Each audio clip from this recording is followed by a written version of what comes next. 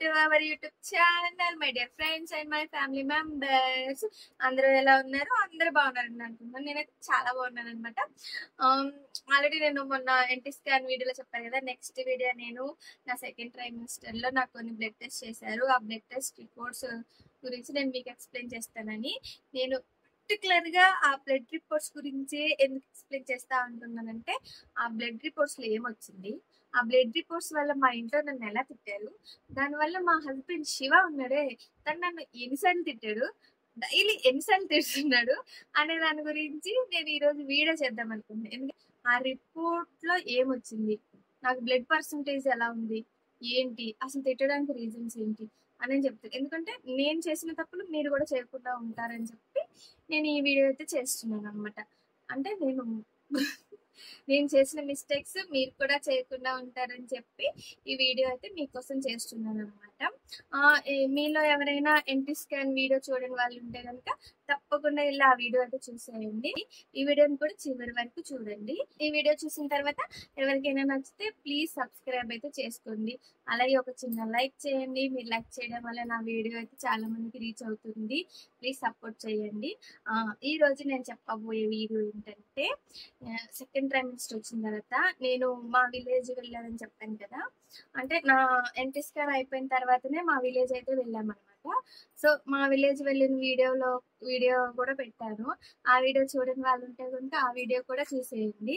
ఎందుకంటే ప్రెగ్నెన్సీలో జర్నీ చేయడం అనేది సేఫా కాదా అనేది వీడియో అనమాట అది. సో ఆ వీడియో చూడని వాళ్ళు ఎవరైనా ఉంటే ఆ వీడియో కూడా చూసేయండి. నేను మా విలేజ్కి వెళ్ళిన తర్వాత అక్కడ ఇప్పుడు ఆశా వర్కర్స్ వీళ్ళు ఉంటారు కదా, మన నేమ్ అయితే రాసుకుంటారు. సో నేనైతే గవర్నమెంట్ హాస్పిటల్కి వెళ్ళి బ్లడ్ టెస్ట్ అయితే చేయించుకున్నాను అనమాట. ఫస్ట్ బ్లడ్ టెస్ట్ ఎప్పుడంటే, నేను కన్సీవ్ అయ్యాను అని తెలిసిన తర్వాత నార్మల్గా చెకప్కి వెళ్తాం కదా హాస్పిటల్కి. అట్లా వెళ్ళినప్పుడు అప్పుడు నాకు 5 వీక్స్, ఆ 5 వీక్స్ అప్పుడు కాదు కానీ 8 వీక్స్ అప్పుడు నాకు బ్లడ్ టెస్ట్ చేశారనమాట. ఆ బ్లడ్ టెస్ట్ లో నాకు బ్లడ్ పర్సంటేజ్ 11.6 వచ్చింది. అంటే 11.6 వచ్చింది అంటే ఏంటి, మంచిగా ఉంది కదా అని అనుకున్నాను అనమాట. డాక్టర్ కూడా మంచిగా ఉంది, ఓకే ఇలానే కంటిన్యూ చేయని చెప్పారు. అయితే నేను ఇలా తర్వాత 3 మంత్స్ అయిపోయింది. ఇప్పుడు సెకండ్ ట్రైమిస్టర్ నడుస్తుంది కదా. ఈ సెకండ్ ట్రైమిస్టర్ లో ఇంకా ఇంటికి వెళ్ళాను కదా. ఎలాగో డెలివరీ అయితే మా ఊర్లోనే, మా విలేజ్ లోనే అనుకుంటున్నాం అనమాట. సో అక్కడ గవర్నమెంట్ హాస్పిటల్లో అప్పుడు చాలా బాగా చేస్తున్నారని టాక్. అంటే కొంతమందికి ఉంటుంది గవర్నమెంట్ హాస్పిటల్ ఎందుకు మంచిగా చెయ్యరు కదా అని. ఇప్పుడైతే గవర్నమెంట్ హాస్పిటల్లో మంచిగా చేస్తున్నారని అయితే టాక్ ఉంది చాలా. అంతేకాదు నేను చాలా మందిని చేపించుకున్న వాళ్ళని అడిగాను, రివ్యూస్ చూసుకున్నాను, అందరూ చాలా బాగుంది అన్నారు. నార్మల్ డెలివరీస్ కూడా చాలా బాగా చేస్తున్నారని చెప్పారు. సో నేను ఇంకా డెలివరీ అమ్మ వాళ్ళది అత్త వాళ్ళది సేమ్ విలేజ్ అనమాట. సో సేమ్ విలేజ్ కాబట్టి అక్కడే ప్లాన్ చేసుకుంటే నాకు ఇంకా ఇద్దరు తోడుంటారు కాబట్టి నేను ఇంకా అక్కడే డెలివరీ అయితే ప్లాన్ చేసుకుంటున్నాను. అక్కడే డెలివరీ అయితే ప్లాన్ చేసుకుంటున్నానని చెప్పి ఒకసారి వెళ్ళి మన నేమ్ రాపించుకుందామని చెప్పి వెళ్ళామన్నమాట. వెళ్ళినప్పుడు వాళ్ళైతే బ్లడ్ టెస్ట్ చేశారు. ఏమేం చేశారంటే CBP, RBS, VDRL, HIV test ఇవన్నీ చేశారనమాట. నాకు బ్లడ్ పర్సంటేజ్ 8 ఉందనమాట. ఇట్లా నవ్వుతున్నానని అనుకోవద్దు, అసలు నేనే అది చూసి షాక్ అయిపోయాను అనమాట. నాకు 8 ఫస్ట్ 8 అనగానే ఫస్ట్ నేను బ్లడ్ రిపోర్ట్స్ చూడలేదు. శివ బ్లడ్ టెస్ట్ చేసిన తర్వాత తన రిపోర్ట్స్ తీసుకొని వచ్చాడు. నేనేమో ఇటు డాక్టర్ దగ్గరికి అని చెప్పి వెళ్ళాను. రిపోర్ట్స్ తీసుకొని వచ్చి మిర్రు చూస్తున్నాడు. శివ ఫేస్ చూడగానే ఏదో అయ్యిందబ్బా, ఇంత తేడాగా ఉన్నాడు, ఏదో అయ్యింది అనుకున్నాను. అప్పుడు అక్కడ ఉన్న ఆశా వర్కర్ అన్నది, అమ్మ బాను నువ్వు ఇంత బ్లడ్ ఏంటి ఇంత తక్కువ ఉంది అంటే, అమ్మ నా పని అయిపోయింది ఇంకా అంతే అనుకున్నాను. ఇంకా ఏం చేయలేం కదా. అసలు నాకు బ్లడ్ ఎలా తగ్గింది, ఎందుకు తగ్గింది అనేది కూడా నాకు అర్థం కాలేదు.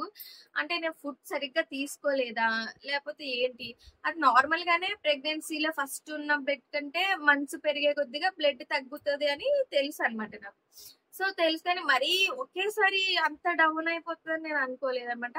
8% అంటే ఇప్పుడు ప్రెగ్నెంట్ మదర్ కి చాలా కష్టం అసలు. 8% అంటే అక్కడున్న డాక్టర్ అయితే గవర్నమెంట్ డాక్టర్, అక్కడున్న డాక్టర్ అయితే వెంటనే అసలు ఏంటమ్మా అంత తక్కువ బ్లడ్ ఉండడం ఏంటి, ఇప్పుడు నువ్వు ఆల్రెడీ సెకండ్ ట్రైమిస్టర్ లో ఉన్నావు, ఇంత తక్కువ బ్లడ్ అంటే కష్టం, బ్లడ్ పడడానికి ఇంజెక్షన్స్ ఉంటాయి, అదే ఓరోఫర్ ఇంజెక్షన్స్ అని ఉంటాయి కదా, ఆ ఇంజెక్షన్స్ డైలీ 2 ఎక్కించుకోమని చెప్పారు నాకు. అంటే నేను ఇప్పుడు నాకు ఓన్లీ కాల్షియం టాబ్లెట్స్ నడుస్తుంది అనమాట. ఐరన్ టాబ్లెట్స్ స్టార్ట్ చేయలేదు అనమాట అప్పటికి. ఐరన్ టాబ్లెట్స్ స్టార్ట్ చేయలేదు కదా, ఒకవేళ దానివల్ల నాకు మరి ఇంత లో అయిపోయిందేమో అని నేను అనుకున్నాను. అంటే నాకెందుకు స్టార్ట్ చేయలేదంటే, నాకు ఫస్ట్ 3 months లో చెప్పాను కదా సిమ్టమ్స్ ఎక్కువ ఉన్నాయి, వామిటింగ్స్ ఉన్నాయి. ఇంకా ఐరన్ టాబ్లెట్స్ స్టార్ట్ చేస్తే వామిటింగ్స్ అనేవి ఎక్కువ ఉంటాయి, వికారం ఎక్కువ ఉంటుంది అని చెప్పి మేడం స్లోగా ఇస్తానని అన్నారు. సో ఇంకా అలా అనేసరికి నాకు కొంచెం భయం అనిపించింది. కానీ నేను డాక్టర్ తోనే ఎక్స్ప్లెయిన్ చేశాను అనమాట.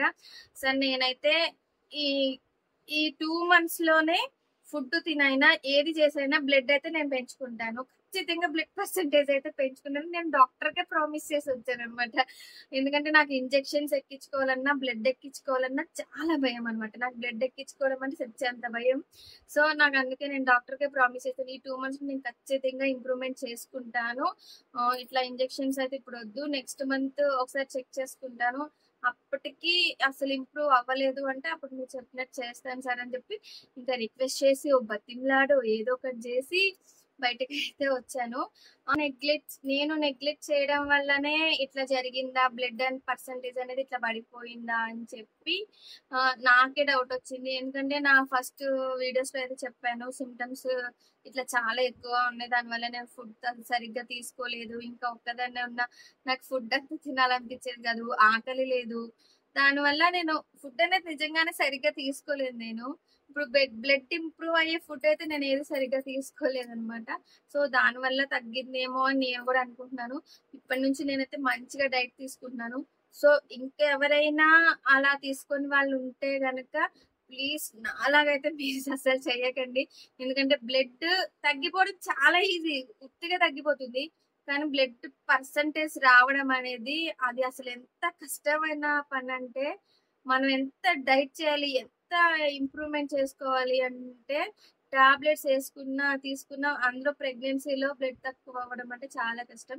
సో ఎవరు ఫుడ్ విషయంలో నెగ్లెక్ట్ అయితే చేయొద్దు. బ్లడ్ పర్సంటేజ్ మాత్రం మంచిగా మెయింటైన్ చేసుకోండి, మంచిగా ఆకుకూరలు తినండి, మంచిగా బీట్రూట్ క్యారెట్ జ్యూసెస్ తాగండి, ఇంకా దానిమ్మ జ్యూస్ ఇలాంటివి తీసుకోండి. డేట్స్ చాలా ఇంపార్టెంట్, డేట్స్ తింటే మంచిగా బ్లడ్ కూడా పెరుగుతుంది అనమాట. సో ఎవరు నా అలాగైతే అస్సలు నెగ్లెక్ట్ చేయొద్దు, మంచిగా ఫుడ్ తీసుకొని బ్లడ్ అయితే ఇంప్రూవ్ చేసుకోండి అనమాట. బ్లడ్ టెస్ట్లు అన్ని చేశారనమాట. నా బ్లడ్ గ్రూప్ ఏంటి అనేది నేను మీకు చూపిస్తాను. ఇట్లా రాశారనమాట, మీకు ఇందులో రివర్స్ లో కనిపిస్తుందేమో మరి. సో నేనైతే చెప్తాను. ఇందులో అన్ని నార్మల్ ఉన్నాయి, ఒక బ్లడ్ పర్సంటేజ్ ఒక్కటే తక్కువ ఉంది, ఇంకా మిగతా అన్ని చాలా నార్మల్ ఉన్నాయి అనమాట. ఇప్పుడు నాకు పెద్ద టాస్క్ నేను బ్లడ్ ఇంప్రూవ్ చేసుకోవడం అనమాట.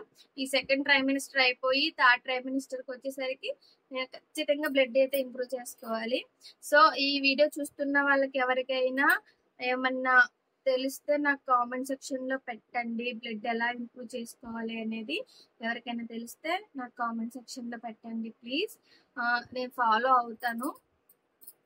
సో ఈ వీడియో ఎవరికైనా నచ్చితే ప్లీజ్ లైక్ చేయండి, షేర్ చేయండి, సబ్స్క్రైబ్ చేసేయండి. దయచేసి ఫుడ్ విషయంలో నెగ్లెక్ట్ అయితే చేయొద్దు.